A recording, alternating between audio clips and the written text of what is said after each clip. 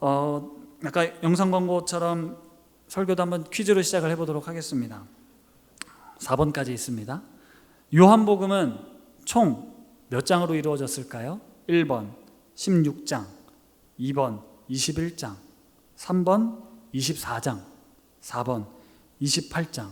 오신 분들은 손을 들어서 번호를 한번 표해 주시기 바랍니다.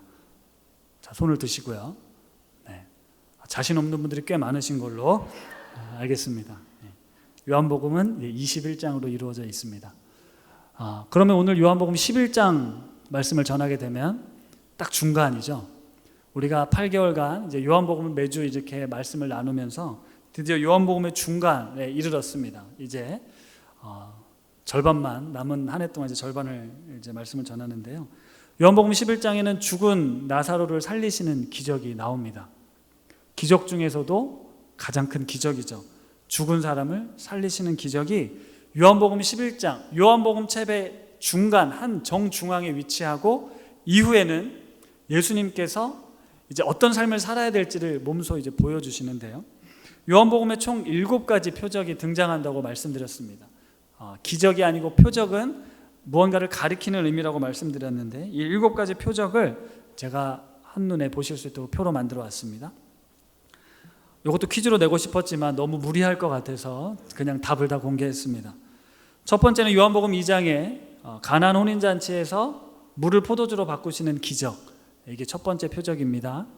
그리고 두 번째는 왕의 신하의 아들을 고치신 사건이 있었습니다. 우리가 다 설교 시간에 말씀드렸던 내용들입니다. 세 번째는 베데스다의 38년 된 병자를 고치신 기적이 있었고요. 네 번째는 요한복음 6장에 나오는 5,000명을 보리떡 5개와 물고기 2마리로 먹이신 오병이어 사건이 있었습니다. 그리고 같은 6장에 바다 위를 걸으시는 예수님의 장면이 나오죠. 요한복음 9장에는 태어날 때부터 보지 못한 맹인의 눈을 뜨게 해주신 사건이 있었고요. 그리고 오늘 요한복음 11장 죽은 나사로를 살리시는 사건이 있습니다. 이 모든 표적은 예수님이 어떤 분이신가를 가리키는 표적입니다. 하나님께서 예수 그리스도를 이 땅에 보내셨을 때 예수 그리스도가 하나님의 아들이시고 메시아이고 구원자라는 사실을 보여주기 위해 특별히 7개의 기적을 엄선해 놓은 건데요. 그 마지막 기적이 죽은 사람을 살리시는 기적입니다. 쉽게 말하면 점점 강도가 세지는 거죠. 점점 불가능하다고 생각되는 일들이 가능케 되는 일이고 그것을 통해서 나 이런 사람이야 라는 걸 말씀하고 있는 거예요. 요한복음에 또 기억해야 될 7가지가 있는데요. 일명 예수님의 자기 선언입니다. 에고에임이라고 하는데 나는 뭐무엇이다, 나는 이러이런 사람이다 라는 스스로 자기 선언의 내용이 있는데 이것도 한번 표로 만들었습니다. 요한복음 6장에 나는 생명의 떡이다.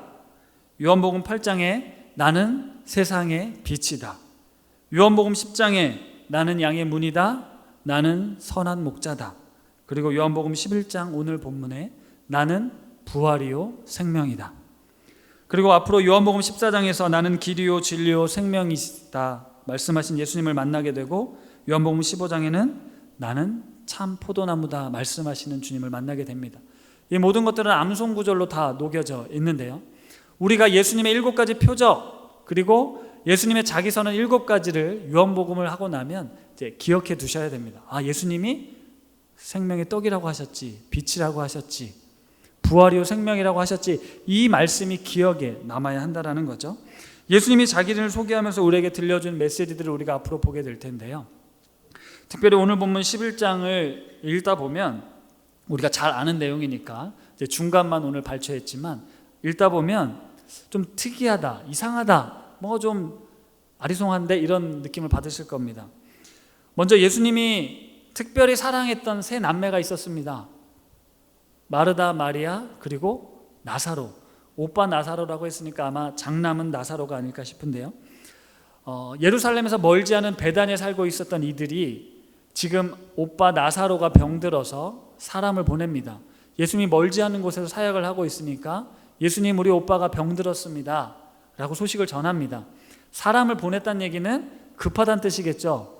말은 하진 않았지만 좀 와서 좀 봐주십시오라는 이야기였을 겁니다. 그런데 예수님은 이 병은 죽을 병이 아니다.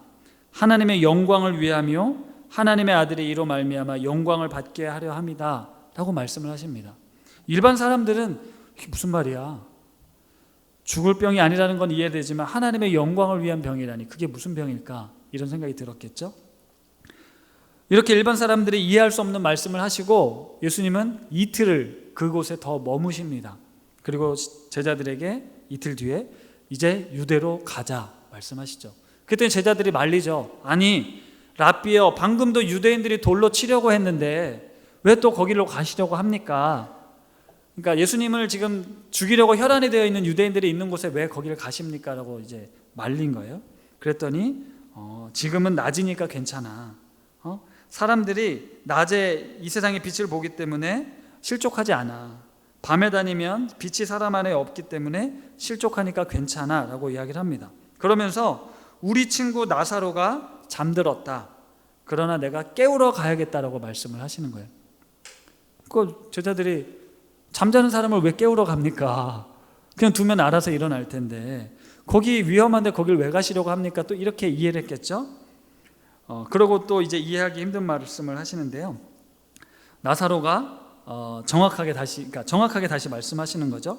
나사로가 죽었다. 좀 전에는 잠잔다고 해놓고 지금은 죽었다라고 이야기를 하는 거예요. 그리고 이어서 내가 거기 있지 아니한 것을 너희를 위하여 기뻐하노니 이는 너희로 믿게 하려 함이라. 그러나 그에게로 가자라고 이야기를 합니다. 그러니까 제자들이 도대체 이게 무슨 상황인지 제자들은 알지를 못하잖아요. 멀리 떨어져 있는 일이니까. 좀 전엔 잠들었다고 그러고 죽을 병이 아니라고 그러더니 지금은 죽었다라고 확정하고 얘기하시고 나사로가 사랑하는 나사로가 죽었는데 기쁘다라고 또 이야기를 하시는 거예요. 제자들의 상상으로는 도대체 이게 무슨 일이 벌어지는지 도저히 알 길이 없습니다. 그랬더니 이제 요한복음은 이제 도마가 좀 두드러지는 것 같아요. 도마가 다른 제자들에게 말하되 우리도 주와 함께 죽으러 가자라고 이야기를 하는 겁니다. 뭔지도 모르고 그냥 얘기를 하고 있는 거예요. 도마는 나중에 제자들이 어떻게 죽게 될지를 이미 예언한 거나 다름이 없는데요. 제자들은 전혀 지금 무슨 일이 벌어지고 있는지 알지 못하고 예수님은 이 모든 상황을 다 알고 계셨습니다. 그래서 이제 베다니에 도착해 봤더니 이미 나사로가 죽은 지 사흘이나 된 거예요. 그럼 사흘 전으로 돌아가 보면 마르다와 마리아가 사람을 보냈던 때가 사흘 전이거든요. 그러니까 거의 나사로가 죽게 되어 가던 그때 예수님께 도움을 청하러 사람을 보낸 건데 예수님은 움직이지 않으신 거죠.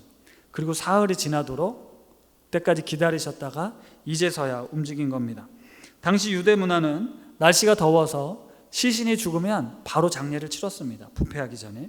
그래서 하루 만에 장례를 치르고 무덤에 이미 나사로를 다 이제 장례를 치른 거예요. 수많은 사람들이 이 마르다와 마리아를 조문하기 위해 찾아왔습니다. 이제 예수님이 이제 오셨습니다. 예수님이 오신다는 소식을 듣고 이제 마르다가 달려가죠. 주께서 여기 계셨더라면 내 오라비가 죽지 아니하였겠나이다. 그러나 나는 이제라도 주께서 무엇이든지 하나님께 구하시는 것을 하나님이 주실 줄 아나이다 라고 이야기를 합니다. 이 구절에 대한 이제 학자들의 해석이 분분해요. 마르다가 지금 하고 있는 얘기가 죽은 나사로를 살릴 수 있다라는 믿음의 고백처럼 보이거든요. 여기 계셨으면 죽지 않았을 텐데 이제라도 무엇이든지 하나님께서 구하시는 걸 주실 줄 안다라는 게 죽은 사람도 살릴 수 있을 거라는 믿음이 담긴 내용처럼 보여집니다. 하지만 뒤이어 나오는 마르다의 고백이나 또 행동을 보면 마르다는 그런 믿음은 없었습니다. 예수님이 네 오라비가 다시 살아날 거야 라고 이야기했을 때 마르다는 이렇게 대답하거든요. 마지막 날 부활 때에는 다시 살아날 줄을 내가 이미 알고 있습니다. 부활 신앙이 있었던 거예요. 예수님을 믿고 나중에 부활할 거라는 믿음은 있었는데 마르다에게 지금 현재 죽은 나사로가 다시 살아날 거라는 믿음은 없었습니다. 그랬더니 예수님이 이렇게 말씀하시죠. 나는 부활이요 생명이니 나를 믿는 자는 죽어도 살겠고 무릇 살아서 나를 믿는 자는 영원히 죽지 아니하리니 이것을 내가 믿느냐. 예수님이 나는 부활이요 생명이니까 나를 믿는 자는 죽어도 살고 살아서 믿으면 영원히 죽지 아니하리라 말씀하시고 이걸 네가 믿니? 라고 물어봤을 때 마르다가 이렇게 신앙 고백을 합니다. 그렇습니다. 주는 그리스도시요 세상에 오시는 하나님의 아들이신 줄 내가 믿습니다. 자, 여기서 정확하게 잘 살펴봐야 되는데요. 여기서 마르다가 믿습니다라고 했을 때 이 믿음은 맹목적인 믿음이 아닙니다. 피스티오라는 단어인데요. 예수님을 인격적으로 전적으로 신뢰한다라는 의미가 담겨져 있어요. 나는 정말 당신을 믿습니다. 당신이 정말 하나님의 아들이라는 것, 우리의 구원자 메시아라는 것을 믿습니다. 이 마리아의 고백이거든요. 그냥 뭔가를 달라는 믿음, 구하면 주실 거라는 믿음이 아니라 하나님의 아들이시라는 것. 그러니까 요한복음이 이야기하고 싶은 예수 그리스도가 하나님의 아들이십니다라는 믿음은 마르다가 가지고 있었어요.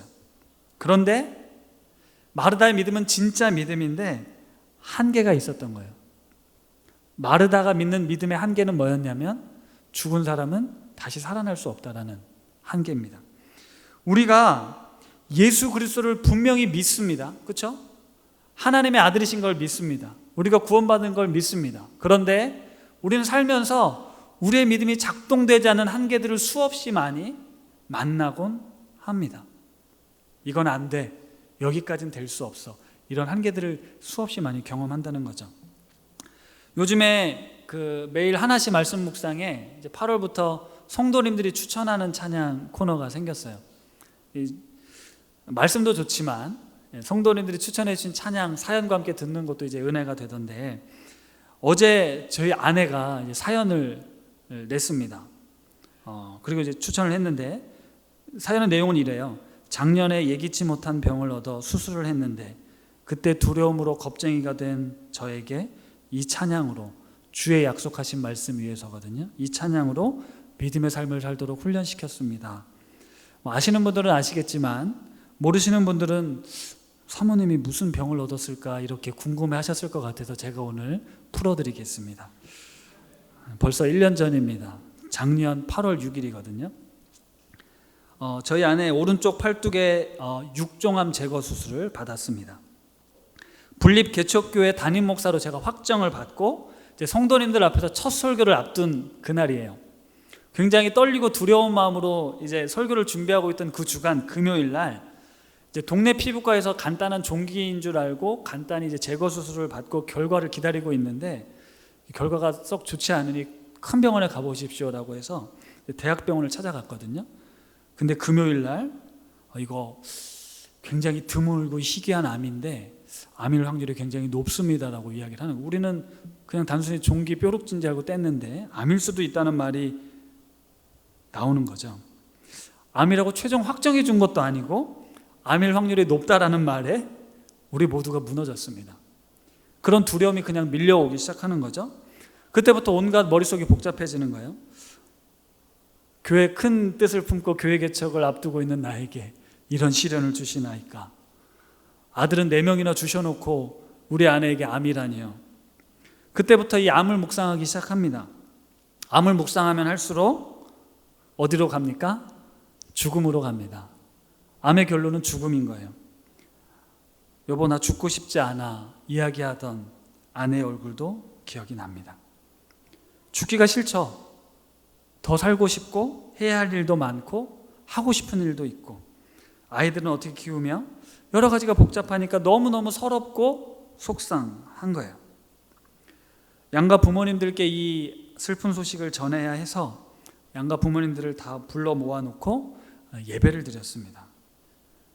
함께 눈물로 예배드리면서 기도했죠. 도와달라, 살려달라, 고쳐달라.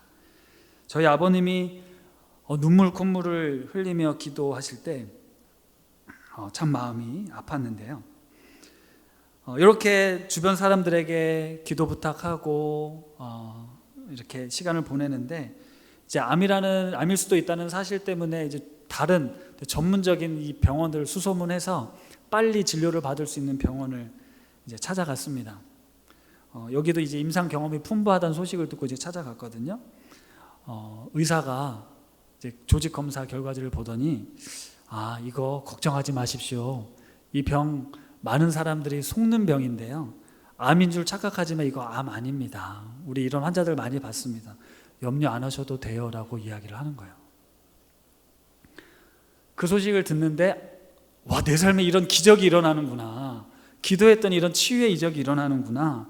정말 함께 기도했던, 눈물로 기도했던 분들께 너무 고맙고 정말 이 기쁜 소식을 전하고 싶어서 막 그랬던 때가 있습니다. 모두 놀라가 감격스럽고 함께 하나님을 찬양했죠. 이 하나님이 암을 통해서 우리를 겸손케 하시고 또 고쳐주셔서 이제 앞으로 목회 잘할 수 있도록, 우리 삶을 잘 살 수 있도록 도와주시는구나, 이런 생각을 했죠. 그리고 몇 주 뒤에 이미 대학병원은 예약 기간이 길잖아요. 이미 예약이 되어 있었던 또 한 병원을 확인차, 정말 확인만 하려고 갔습니다. 그랬더니 그 병원에서 완전히 반대 이야기를 하는 거예요. 우리도 이런 거 많이 봤는데 이걸 암이 아니라고 착각하는 경우가 많습니다. 이걸 암으로 봐야 됩니다. 경계선상에 있을 때는 암으로 보고 떼어내는 게 훨씬 안전합니다. 그 이야기를 들으니까 좀 전까지만 해도 암이 아니었는데 다시 암 환자가 된 거예요. 불안하게 살아가느니 제거하는 게 좋다라고 해서 지난 8월에 수술을 잘 마쳤습니다. 폭풍과도 같은 시간이 수개월 사이에 지나갔죠. 저희 아내는 지금 팔뚝에 수술의 흔적을 안고 살아가고 정기적으로 진료를 받으며 다행히 이상 없이 잘 지내고 있습니다. 저희 가정이 이런 경험 속에 체험한 하나님의 은혜가 있습니다. 사실 흔들 수 없는 명확한 진리도 우리는 발견했죠. 이 팔뚝에 나타난 종기였기 때문에 굉장히 초기에 발견했기 때문에 전이도 되지 않았고 단순히 수술만으로 모든 것이 다 끝났습니다. 큰일을 앞두고 있었던 우리 부부를 얼마나 겸손케 하셨는지, 그리고 하나님의 도움 없이는 우리가 한순간도 살아갈 수 없는 그런 존재라는 사실을 아주 뼈저리게 깨달았죠. 당시에 김동호 목사님께서도 어떻게 폐암이 발병하셔서 날마다 기막힌 새벽이라는 말씀을 아침마다 전해주시는데 거의 비슷한 시기에 저희 아내에게도 이런 병이 찾아와서 날마다 말씀으로 힘을 얻고 찬양으로 위로를 받았습니다. 그리고 같은 시기에 우리 교회 성도님의 자녀분이 육종암, 골육종암 판정을 받았어요. 아니 분명히 병원에 갔을 땐 이거 되게 희귀한 암입니다. 별로 생기지 않는 암입니다. 그러는데 그런 암 환자들이 우리 주변에서 나타나기 시작하는 거예요. 보지 못했던 사람들의 아픔과 고통을 또 볼 수 있게 되는 거죠. 같이 고통스러워하는 분들의 마음을 이제 알게 되는 겁니다. 그리고 이런 고통과 아픔을 우리는 너무 가깝게 마주하고 있는데 나에게 아무런 문제가 없을 때, 나에게 아무 일이 일어나지 않는다고 우리는 괜찮다 이렇게 살아가더라는 거죠. 그리고 죽음을 마주하게 될 때 우리의 믿음이 얼마나 작아지는지도 깨달았습니다. 암이라는 질병이 가져오는 두려움이 결국 나를 죽음으로 이끌어 가더라고요. 그뿐만이 아닐 겁니다. 사업이 실패해도 우리는 죽음이라는 생각을 하게 되고, 건강에 조금만 이상이 생겨도, 우리 자녀들에게 혹시 어려운 문제가 생겨도 우리는 너무너무 무력한 믿음 없는 존재가 되어버리더라고요. 나는 분명 하나님을 믿는데, 나는 이 확실한 믿음이 있는데 당장 내 눈앞에 내가 감당할 수 없겠다는 일들이 벌어지면 우리의 믿음은 여지없이 무너지고 말더라는 겁니다. 그로 인해 두려움이, 염려가, 근심이, 불안이, 괴로움이 우리를 완전히 사로잡더라는 거죠. 나 구원의 확신이 있어, 나 죽으면 천국 갈 수 있어 라는 이 믿음이 내 지금 현실 속에 암이 찾아오거나, 때로는 사업에 실패를 하거나, 아이들이 아프거나 문제가 생기면 그 믿음이, 그 구원의 확신을 가지고 있는 그 믿음이 오늘 내 삶의 현실에서 이겨내지 못하더라는 겁니다. 마르다의 오빠 나사로가 죽었습니다. 살아계실 때 예수님이 일찍 와주셨다면 혹시 가능성이 있었겠지만, 왜냐하면 예수님이 그 전에 많은 병자들 고쳐주신 걸 봤잖아요. 우리 오빠도 예수님이 살려주셨을 텐데 죽은 뒤에는 더 이상은 방법이 없다. 마르다는 여기서 더 이상 주님께 기댈 것이 없었던 거죠. 예수를 아무리 잘 믿어도, 확신을 가지고 살아도 우리의 믿음엔 한계에 부딪히곤 합니다. 마르다의 믿음은 여기까지였고 우리의 믿음도 여기까지인 거죠. 그런데 주님께서는 오늘 이 나사로 사건을 통해서 믿음으로 산다는 것이 무엇이고 우리가 가지고 있는 믿음의 한계를 뛰어넘어 그리스도인의 삶으로 초청하고 있다고 생각합니다. 예수님이 나는 부활이요 생명이니 나를 믿는 자는 죽어도 살겠고 살아서 나를 믿는 자는 영원히 죽지 아니하리니 이것을 내가 믿느냐 말씀하셨어요. 예수님이 우리에게 십자가의 복음을 통해, 십자가의 부활의 사건을 통해 우리에게 주신 이 생명은, 영원한 생명은 우리가 지금 이 육신의 눈을 가지고 몸을 입고 살아가는 그 생명의 차원을 뛰어넘습니다. 우리는 현실 문제에 부딪히면 무너지는 나약한 신앙인들이지만 우리의 상황과 환경에 갇혀서 하나님을 바라보지 못하고 하나님의 음성을 듣지 못하고, 그때 오히려 하나님의 음성을 듣고 이 고난과 어려움을 주신 이유를 찾아 감사와 기쁨으로 찬양을 드려야 함에도 불구하고 전혀 그러지 못한 우리들에게 하나님은 말씀하시는 거예요.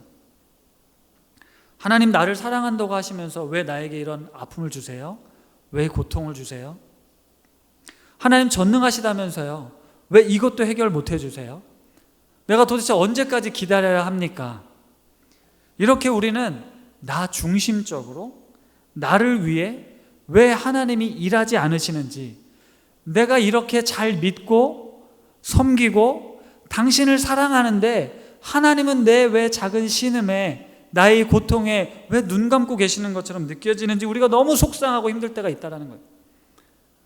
그게 하나님이 무능해서, 하나님이 무관심해서 우리를 고통 가운데, 아픔 가운데 두는 것이 아닙니다. 주님은 이 사건을 통해서 나는 죽음, 너희들이 가장 두려워하는 죽음도 생명으로 바꿀 수 있는 존재야.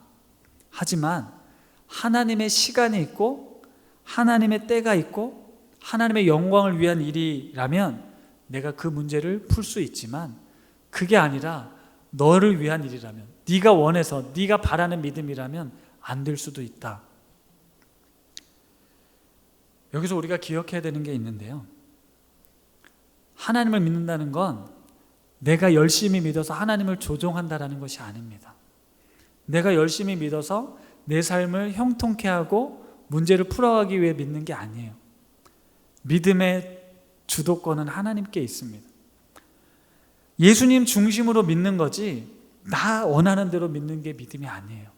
다시 말하면 고난과 어려움 속에 하나님의 뜻이 있고 그것을 허용하신 하나님의 뜻이 있다는 거죠. 그런데 우리는 그걸 모르기 때문에 고통하고 절망하고 괴로워하는 거예요. 예수님께서도 철저하게 아버지 하나님의 뜻을 따랐습니다. 인간적으로는, 예수님이 또 인성을 가지고 있잖아요. 인간적으로는 사랑하는 이 나사로 죽기 전에 내가 빨리 가서 고쳐주고 싶으셨을 거예요. 그런데 하나님께서 기다려라, 다 뜻이 있다라는 거예요. 예수님께서 그 말씀에 순종하고 기다린 겁니다. 하나님은 우리 인간의 시간 계획에 따라 움직이는 분이 아니세요. 철저하게 하나님의 주권하에 세상을 다스리십니다. 따라서 우리 삶에는 하나님의 역사, 하나님의 일하심을 체험할 때도 있지만 상당히 많은 부분 아무것도 응답하지 않는 것처럼, 아무 일도 하지 않는 것처럼 느껴질 때가 있습니다. 그렇다고 해서 하나님이 안 계신 것도 아닙니다. 나에게 그런 일들이, 그런 기적들이 일어나지 않았다고 해서 하나님을 의심할 필요가 없습니다. 우리는 이 시공간의 한계에 갇혀 있어서 모든 걸 해석할 능력이 없어요. 지금 이제 폭우가 쏟아지잖아요. 기상청이 수백억짜리 슈퍼컴퓨터를 두고 예측을 하는 프로그램을 돌리는데 하나도 안 맞아서 농담으로 기상청이 아니라 중계청이라고, 날씨를 중계해주고 있다고 이런 농담을 하잖아요. 아무리 좋은 컴퓨터도 기술이 뛰어나도 이 온 우주 만물을 운행하시고 다스리신 하나님을 예측한다라는 건 불가능한 일입니다. 우리의 삶에는 이처럼 내가 하나님을 잘 믿고 있는데 하나님이 부재하시는 것 같은, 안 보이시는 것 같은, 안 들리는 것 같은 상황이 있어요. 이런 질병도, 재해도, 전쟁도, 기근도, 이건 우리의 이성으로 이해할 수가 없습니다. 너무너무 아기가 갖고 싶은데 아기가 생기지 않는 집들도 있고요. 이 가난에서 벗어나기 위해 그렇게 몸부림치는데 벗어나지 않는 분들도 있습니다. 사실 일상을 살면서 하나님이 전능하신데 왜 아무 일도 하지 않지라는 그런 안타까움을 경험할 때가 너무너무 우리는 많아요. 사랑하는 자들의 고통을 외면하시는 것 같고 우리의 부르짖음에 귀를 막고 있는 것 같은 때가 있는데, 그런 절망적인 상황에서 하나님이 정말 계시는가에 대한 질문, 그걸 말씀해 주시는 거예요. 내가 죽음을 이겨냄을 통해서, 부활이요 생명이라는 말씀을 통해서 그 상황에서 하나님이 계시다는 것을 믿는 믿음이 우리 가운데 작동될 때 우리는 우리의 삶의 문제들과 아픔들을 이겨낼 수 있게 된다는 거죠. 그분이 그럼에도 불구하고 선하시다, 그분은 여전히 신실하시다는 믿음을 우리가 알게 되면 비로소 우리 삶에 새로운 일들이 일어나게 됩니다. 그 아픔 속에서, 고통 속에서 주를 바라보게 되고, 아픔 속에서 나의 생명의 주인이신 주님을 믿음으로 이 아픔 속에서 내가 살아가면서 나처럼 아픈 이들에게 위로자가 될 수 있게 되는 거죠. 우리는 인생을 살면서 수많은 선택들을 하게 됩니다. 대학을 선택하고, 직장을 선택하고, 사업을 할지, 결혼할지, 결혼하고 이혼을 할지, 우리의 삶은 수많은 선택들의 연속인데 매우 복잡하고 다양한 변수들로 구성된 방정식과 같아서 우리는 풀어낼 능력이 없습니다. 하지만 하나님 보시기엔 그저 덧셈 뺄셈 밖에 되지 않는 아주 간단한 문제들이에요. 따라서 우리는 하나님을 믿는 믿음을 가지고 이 복잡하고 고된 인생길에서 고민하고 두려워하는 것이 아니라 나의 어떤 선택에도 하나님은 당신의 목숨을 바꿀 만큼 사랑하는 자식을 위해서 자신의 모든 것을 내어주시고 당신의 뜻을 이루어 갈 것이기에 우리는 믿음과 용기를 가지고 이 세상을 살아가는 겁니다. 고통이 찾아오고 절망이 찾아오고 실패가 되고 낙심할 수 있지만 그럼에도 거기서 끝내지 않으시고 다시금 부활과 생명의 자리로 우리 주님이 우리를 이끌어 가신다는 거죠. 하나님이 하시는 일에는 불가능이 없다라는 걸 분명히 보여주시고 이 믿음을 갖고 살아가라고 말씀하십니다. 우리에게 찾아온 이 아픔과 고통이 무엇입니까? 그 아픔과 고통을 이겨낼 수 있는 유일한 길은 오직 부활이요 생명이 되시는 예수 그리스도, 그분을 아는 것, 그분을 만나는 것 밖에 없습니다. 예수님께서는 죽은 나사로를 살리시는 기적을 통해서 이제 후에 예수님이 스스로 십자가에 달려 죽으시고 부활하시잖아요. 죽음이 끝이 아니다. 죽음을 두려워하지 말아라. 내가 너희들에게 주는 건 이 육신의 죽음이 끝이라는 것이 아니라 새로운 생명이 있다는 걸 가르쳐주기 위함이라는 거예요. 이걸 가르쳐주기 위함이라는 것이라는 겁니다.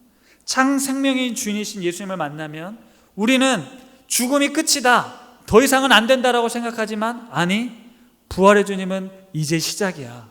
내가 너와 함께 진짜 생명이 무엇인가를 보여줄게 말씀하시는 거예요. 요한 1서 5장 11절과 12절에 이런 말씀이 나오는데요, 같이 한번 읽어보겠습니다. 시작. 우리에게 영생을 주신 것과 이 생명이 그의 아들 안에 있는 그것이니라. 아들이 있는 자에게는 생명이 있고 하나님의 아들이 없는 자에겐 생명이 없느니라. 아멘. 이 생명은 우리 육신의 생명이 아닙니다. 육신을 뛰어넘는 영적인 생명입니다. 세상은 우리를 괴롭게 하고 질병이 우리를 아프게 하고 삶의 많은 문제들을 괴롭게 하지만, 그래서 우리 육신은 괴롭고 죽어가고 있지만 우리 주님께서는 그 생명을 뛰어넘는 생명을 주시는 분이시라는 거죠. 하나님께서 주시고자 하는 이 생명은 죽음보다 더 강한 생명입니다. 그 생명이 영원한 생명이고 예수 그리스도를 아는 것이 영생이라고 할 때 우리의 육체가 영원히 죽지 않을 것이 아니라 우리의 생명이 주님과 함께 영생할 것이라는 거죠.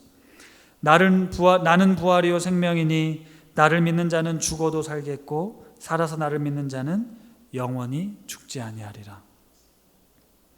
영생을 얻는다는 건요, 그냥 우리 육신이 영원히 산다는 의미가 아니더라고요. 쉽게 말하면 오늘날의 현실을 우리가 잘 사는 거예요. 근데 이 잘 산다는 의미가 세상에서 말하는 잘 산다는 의미가 아닙니다. 내 삶이 여전히 부족하고 조금 초라하고 아픔이 일굴 수 있는데 그 아픔 중에도 소망을 품는 사람, 삶의 의미를 발견한 사람들 많잖아요. 아무리 실패하고 넘어져도 다시 일어서는 사람들이 있잖아요. 거기에 생명이 있기 때문에 그렇습니다. 예수 그리스도가 주시는 생명이 그런 생명인 거예요. 나에게 이해할 수 없는 일들이 닥칩니다. 가정 안에 어려움이 찾아옵니다. 해결할 수 없는 아픔이 있습니다. 나 힘으로는 감당할 수 없는 상처들이 생깁니다. 그런데 거기서 끝내지 않고 나는 부활이요 생명이니 나에게 오는 자는 영원히 죽지 않을 거야 말씀하시는 거거든요.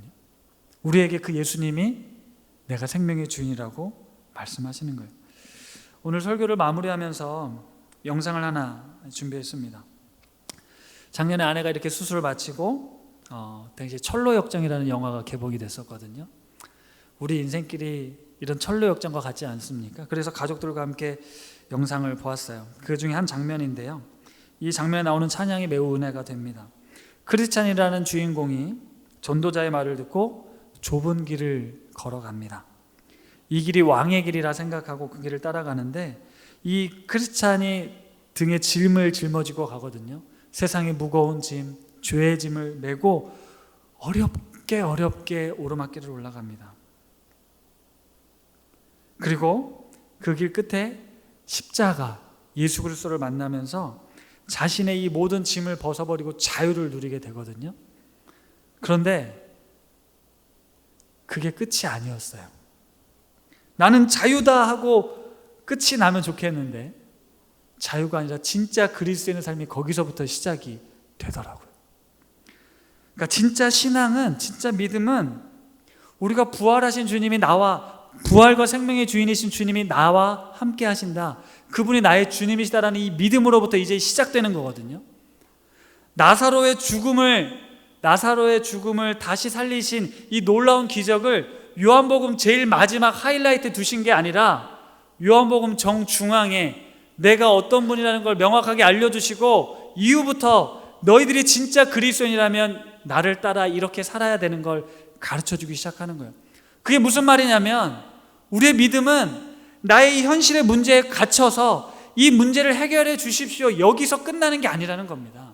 이건 우리가 충분히 넉넉히 이겨낼 수 있도록 하나님이 이미 일하셨어요. 그리고 진짜 그리스도의 삶을 살도록 이제 우리에게 요청하고 있는 거거든요. 요한복음 11장 말씀이 바로 이런 의미가 있는 겁니다. 나는 부활이요 생명이니 그냥 단순한 그 가르침이 아니라 이제부터 앞으로 우리가 요한복음을 배워가면서 주님이 정말 걸어가시던 그 길을 너희도 걸어갈 수 있다. 이게 영광스러운 길이다. 이게 생명의 길이다. 이게 내가 너를 이 땅에 보내신 이유다 라고 말씀하시는 거거든요.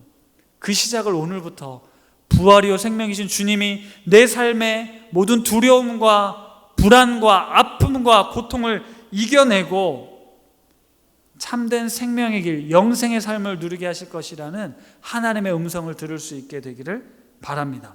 예수를 영접한 그리스도인들이 걸어가야 될 그 길들을 우리가 시작하고 싶은데요. 사랑하는 성도 여러분, 우리에게 생명의 길이 주어져 있습니다.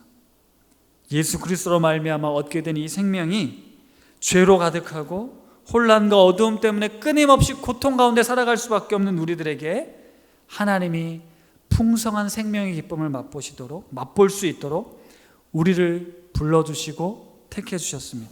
우리 말씀을 생각하며 우리 함께 이 찬양 같이 고백하면 좋겠는데요.